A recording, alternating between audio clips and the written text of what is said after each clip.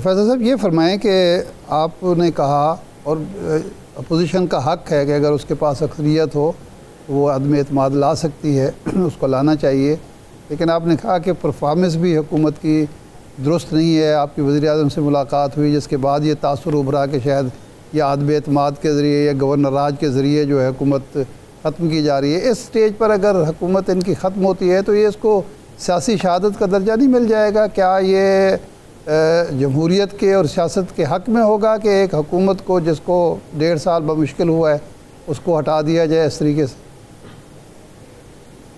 دیکھیں، گورنر راج کی تو کوئی ڈسکشن نہیں ہے، اور آپ کہیں سازش ہو رہی ہے اور گورنر راج لگایا جا رہا ہے۔ آپ مجھے بتائیں کہ جب آپ اسمبلی کا بجٹ پاس نہیں کریں گے 30 جون تک تو کیا ہوگا؟ تو پھر تو 1 جولائی سے آپ فائنینشیل کرائسس میں ہوں گے نا۔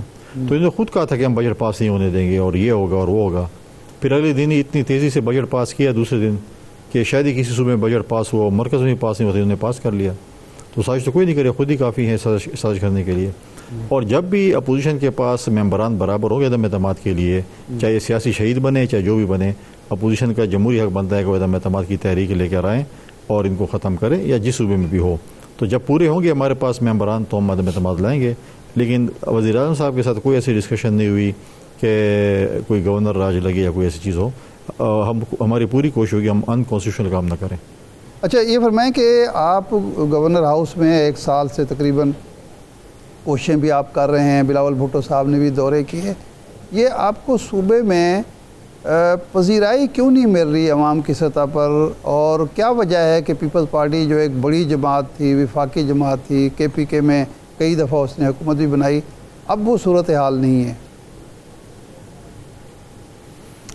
دیکھیں، ابھی ریسنٹلی پاکستان پیپلز پارٹی نے اسی حکومت کے خلاف جو ان کی کرپشن تھی ان کے خلاف ایک احتجاج کیا تھا، ایک بہت بڑا احتجاج تھا۔ اسی دن اسی جماعت نے جو حکمران جماعت ہے انہوں نے ڈرون کے خلاف احتجاج کیا تھا جو کہ مکمل ناکام ہو چکا تھا۔ تو پذیرائی تو الیکشن میں پتہ چلتا ہے، اب کوئی ضمنی الیکشن آنے دیں پھر پذیرائی کا بھی پتہ چل جائے گا کون سی جماعت کی کیا پذیرائی ہے۔ پھر جب میدان لگے گا تو پھر ہم بتا دیں گے کون سی جماعت کی کیا پوزیشن ہے۔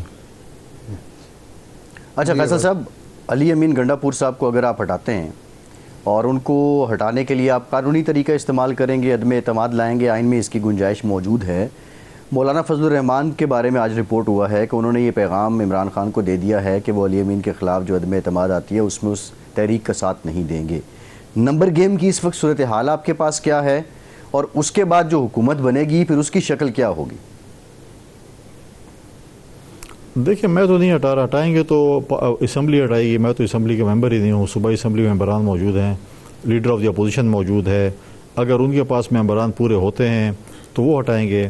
مولانا فضل الرحمان صاحب PTI کے ساتھ کھڑے ہوتے ہیں یا اپوزیشن کے ساتھ کھڑے ہوتے ہیں، یہ تو ان کا اپنا ایک فیصلہ ہے۔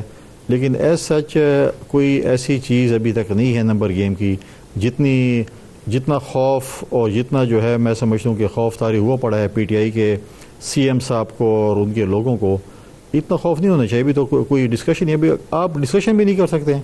آپ کریں نا سندھ کے اوپر ڈسکشن کریں، پنجاب وفاق پہ کریں، عدم اعتماد کے حوالے سے ڈسکشن کریں، یہ ہوگا۔ ابھی تو ہم نے کوئی سنجیدہ غور ہی نہیں کیا، سنجیدگی سے غور بھی نہیں کیا، اور ابھی سے یہ خائف ہیں۔ ان کے اپنے اندر ہی اتنی نفرتیں ہیں اور اتنے گروپس ہیں کہ آپ سوچ بھی نہیں سکتے ہیں۔ ہم سے لوگ ملتے رہتے ہیں، آتے رہتے ہیں، ہمیں ان کی قصے کہانیاں بتاتے رہتے ہیں، انہی کے لوگ ہوتے ہیں۔ تو یہ تو خود آپ مجھے بتا دینا۔ اب مجھے بتائیں کہ میں کہہ رہا ہوں کوہستان میں 50 ارب کا ڈاکہ ڈلا ہے، انہوں نے اس میں مال کھایا ہے۔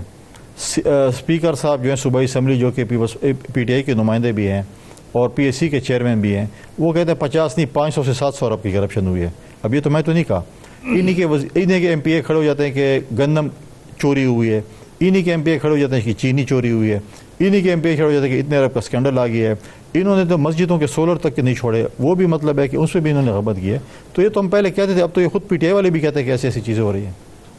اچھا یہ فرمائیں کہ سیٹیں تو اب مل گئیں پیپلز پارٹی کو جو عدالتی فیصلے اور الیکشن کمیشن کے فیصلے کے مطابق، اب چونکہ جو PTI کے ارکان ہیں وہ آزاد ارکان ہیں، کیا پیپلز پارٹی آپ کی جماعت یہ پسند کرے گی یا کوشش کرے گی کہ ان آزاد ارکان کو اپنی پارٹی میں شامل کیا جائے اور اس کی وجہ سے اکثریت بنائی جائے؟ دیکھیں قبل از وقت ہے، یہ پارلیمنٹیرینز ہیں، ان کے ساتھ ہمارا آنا جانا لگا رہتا ہے، ہمارا ان کے ساتھ تعلق بھی ہے، چیزیں بھی ہمیں خوشی بھی ہے چیزیں۔ اب ضروری نہیں ہے کہ سارے بندے جو ہیں سارے MPs پیپلز پارٹی میں آئیں گے، یا سارے جو ہے وہ ایم پی ایس جو ہے نا کسی اور پارٹی میں جائیں گے، کچھ شاید کسی کو ایکسیپٹیبل بھی نہ ہو، وہاں پر ان کے اپنے مضبوط کینڈیڈیٹ ہوں. تو یہ تو پالیٹکس سے اب پتہ نہیں کہ وہ 30 ممبرز جو ہے جو آزاد اس وقت ہیں وہ کیا فیصلہ کرتے ہیں کیا نہیں کرتے. ڈیفینیٹلی ہر کوئی چاہے گا کہ میری پارٹی مضبوط ہو، میرے پاس پارلیمنٹرینز آئیں، تو ہر کسی کی خواہش ہوتی ہے کہ ہمارے پاس الیکٹیبلز آئیں، اس کے لیے کوشش بھی کرتے رہتے ہیں. تو لہٰذا دیکھتے ہیں کہ کیا ہوتا ہے کیا نہیں ہوتا. ابھی تو یہ چیزیں کہنے قبل از وقت ہے کہ وہ کہاں پر جائیں گے، کیا کریں گے، کیا نہیں کریں گے.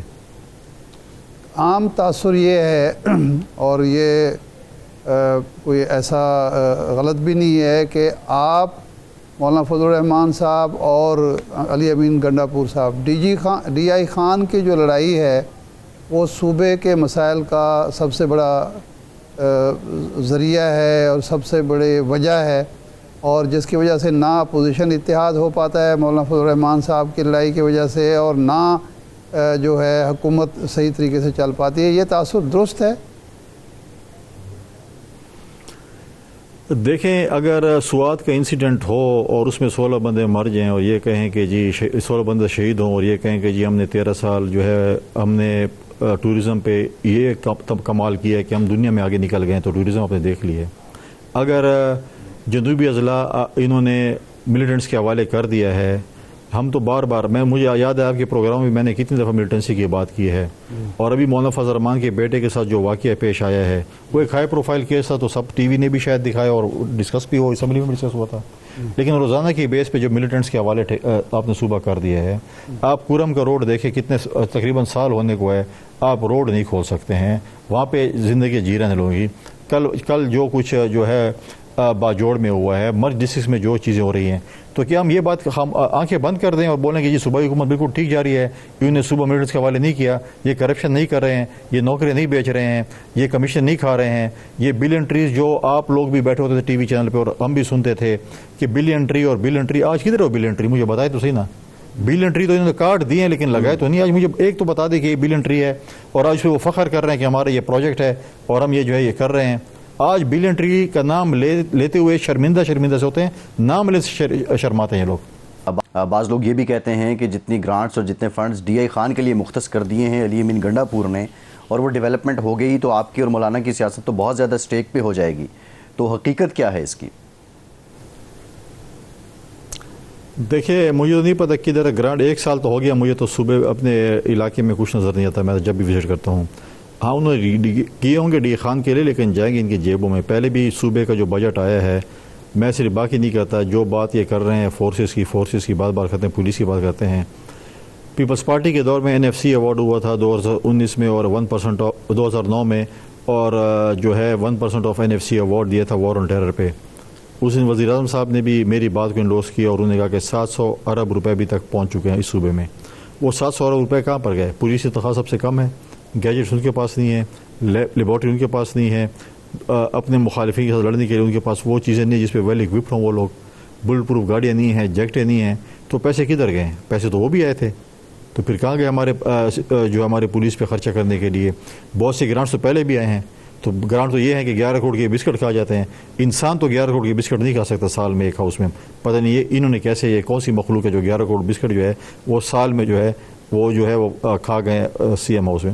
لیکن جو ہے وہ کہہ رہے ہیں کہ میں تو کہتا ہوں کہ جس صوبے میں بھی، چاہے وہ ڈی خان ہو، چاہے وہ بنو ہو، چاہے وہ کوہاٹ ڈویژن ہو، چاہے وہ ہزارہ ڈویژن ہو، چاہے مالاکنڈ ہو، چاہے جو مردان ڈویژن ہو، جس علاقے میں بھی صوبے میں ترقیاتی کام ہوں گے بالکل ہم اس کو اپریشیٹ کریں گے.